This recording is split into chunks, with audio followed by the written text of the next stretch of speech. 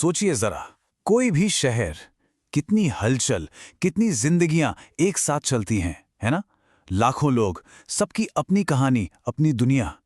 पर कभी ये ख्याल आया है कि ये इतना बड़ा, इतना कॉम्प्लेक्स शहर आखिर काम कैसे करता है?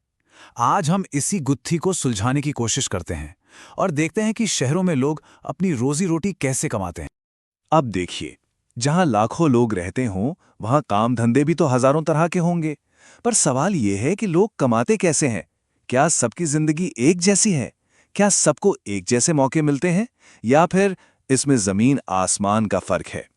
चलिए, इन्हीं सवालों के जवाब ढूंढते हैं।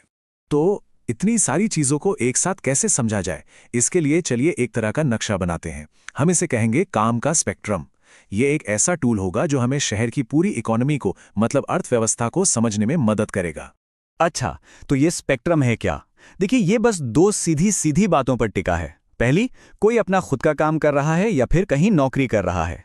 और दूसरी बात जो बहुत जरूरी है कि वो काम कितना पक्का है, मतलब क्या वो सिक्योर है, फॉर्मल है, या फिर टेम्पररी इनफॉर्मल सा है। बस इन्हीं दो पैमानों पर हम हर काम को रखकर देखेंगे।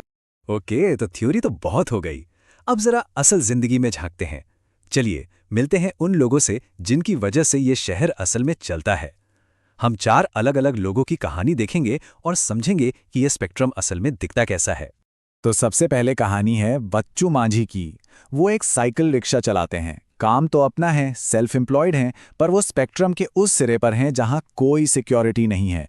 सोचिए, एक दिन की कमाई बस 80 से 100 रुपए, और अगर कभी तबीयत खराब हो गई तो उस दिन की कमाई भी गई, मतलब जीरो जॉब सिक्योरिटी। और बात सिर्फ बच्चू मांझी की नहीं है। एक अंदाजा है कि अहमदाबाद जैसे शहर में करीब 12% लोग सड़कों पर ही काम करते हैं। ये वो लोग हैं जो हमें रोज दिखते तो हैं, पर हम शायद उन पर ध्यान नहीं देते। उनका काम पक्का नहीं होता। आज यहां है, कल शायद पुलिस उन्हें हटा दे। ये डर हमेशा बना रहता है। अच्छा, अब स्पेक्ट्रम के बिल्कुल दूसरे छोर पर चलते हैं। यहां मिलते हैं हरप्रीत और वंदना। ये भी सेल्फ एम्प्लॉयड हैं, अपना काम करते हैं, लेकिन इनका एक बड़ा सा शोरूम है। बच्चू मांझी के बिल्कुल उलट। इनका बिजनेस लाइसेंस्ड है, इनकम बढ़ रही है, इन्होंने कार भी खरीदी है, अपना फ्लैट भी है, मतलब इनकी जिंदगी काफी सिक्योर है। तो सवाल यह है कि फर्क क्यों है इतना? देखिए, हरप्रीत और वंदना के पीछे एक पूरा सिस्टम काम कर रहा है। उनकी दुकान परमानेंट है, म्युनिसिपल कॉर्पोरेशन के नियमों के तहत चलती है, उन्हें बैंकों से लोन मिल सकता है, वो कुरियर सर्विसेज से जुड़े हैं। ये जो फॉर्मल मार्केट है ना, यही उन्हें आगे बढ़ने का मौका और स्टेबिलिटी देता है।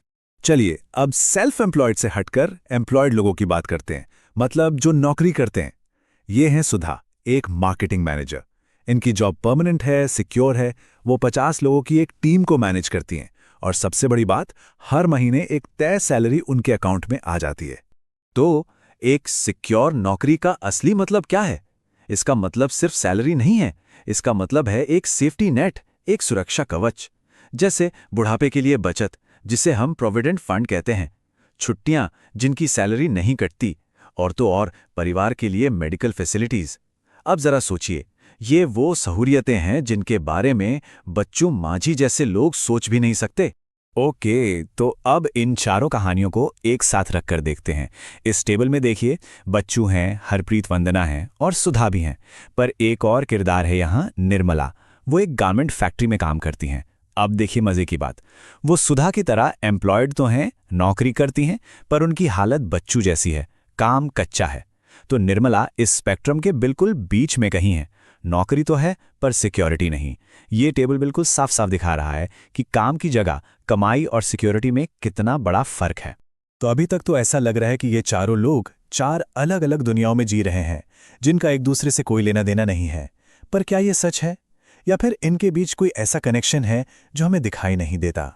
चलिए अब इन्हीं छिपे हुए धागों को खोजने की कोशिश करते हैं। ये बड़ा दिलचस्प है। ये लोग शायद एक दूसरे को जानते तक नहीं, कभी मिले भी नहीं होंगे, पर फिर भी ये सब एक दूसरे से जुड़े हुए हैं। कैसे? जरा सोचिए।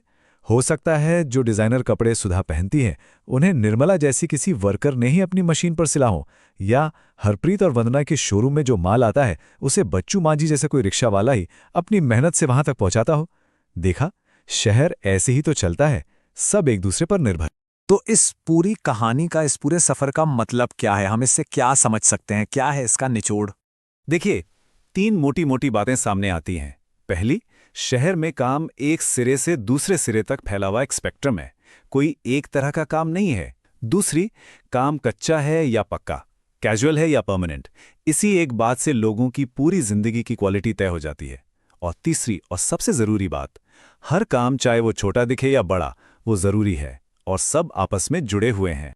तो कुल मिलाकर हम ये कह सकते हैं कि शहर एक इकोसिस्टम की तरह है, या यूं कह लें कि एक बड़ा सा ताना बाना है, और हर इंसान की रोजी रोटी, चाहे वो कितने भी इनसिक्योर हो या सिक्योर, वो इस ताने बाने का एक ज़रूरी धागा है। और जब तक हम इन धागों को जुड़ा हुआ नहीं देखेंगे, हम शहर की पूरी तस्वीर कभी नहीं समझ पाएंगे। तो एक सवाल सबके लिए, इन कनेक्शंस को समझने के बाद क्या अब अपने शहर को देखने का नजरिया कुछ बदलेगा?